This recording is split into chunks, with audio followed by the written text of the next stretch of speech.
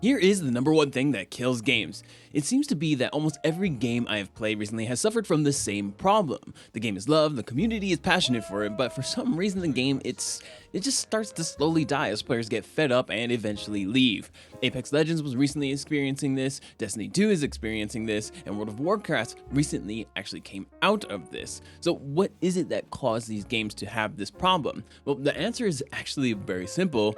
The problem is a stale formula. We as people like to optimize things, and the more we optimize, the easier it becomes to do those things, which is exactly why we end up in situations like Apex where they found a formula that works, so they stick to it. They release a legend and maybe a gun every season. They put an absurd amount of focus into selling skins, and they release a new map once a year. Rinse and repeat the process over and over again, over and over again.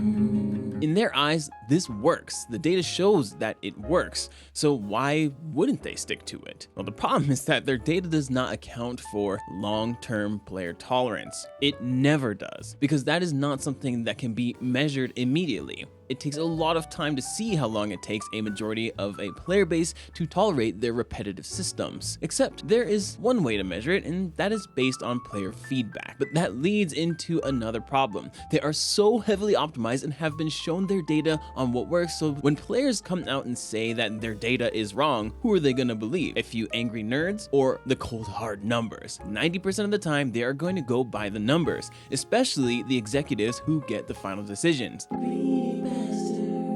So they end up alienating their player base, and it's no longer about what the player wants, it's about what the data says, and it's about what they want as a company, which is for their systems and executions to be optimized so that they can have a simplified way to maintain the game without increasing costs and still accumulating more revenue. But guess what? If you don't change with your consumer and adapt to fit their needs, they are going to go somewhere else. But when these players love your game or product, they're going to stick with it as long as they can, no matter how much they hate you for not making the changes they request, which in turn skews the data. But people will only tolerate this for so long, and if these companies don't do something to adapt, they will lose their player base, period.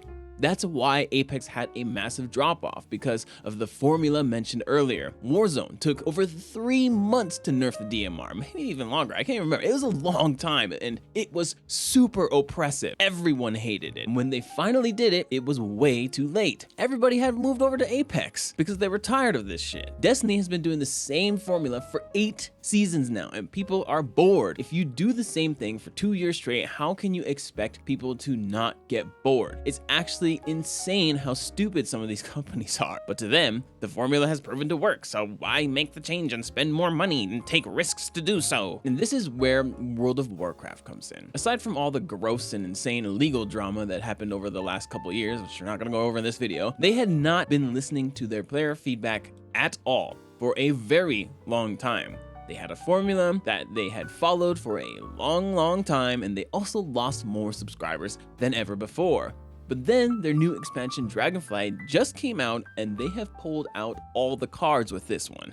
They brought back an improved version of the old talent system everyone had been asking for over 10 years. They stopped using player power as a method of progression. Again, something players have been asking for forever now. Basically, they actually listened to player feedback, took the risk, and now they are profiting. Almost everyone who quit WoW is back to playing WoW, even if they swore never to play it again because Blizzard finally delivered on our requests. Even myself, who thought I would never touch this trash again, have found myself actually enjoying the game. This just shows that their data does not account for long-term tolerance, and that companies who indefinitely follow formulas will kill their game. You don't have to actually implement your players' ideas exactly the way that they are. Obviously, there are some really stupid ideas that people will have. Not everyone is a developer, but that doesn't mean you should just ignore their feedback, and the players are going to understand your game more than you do because they're the ones playing it 16 hours a day. Of course they're gonna have good feedback for you that you should be paying attention to. Just because they're not a dev and don't know how to code or whatever doesn't mean that their feedback is invalid. In fact, their feedback is more valid than your own. You need to understand why you are receiving negative feedback and try to address those problems as soon as you can as devs, especially when it comes to things like balancing. Because if you don't pay attention to their feedback, our tolerance will only last for so long. Now, you might be wondering, why the hell are these companies so stupid and not listening to player feedback? Sure, they have their formulas and whatnot, but it goes a lot deeper than that. And if you want to understand why, make sure to click this video here. Okay, love you, bye.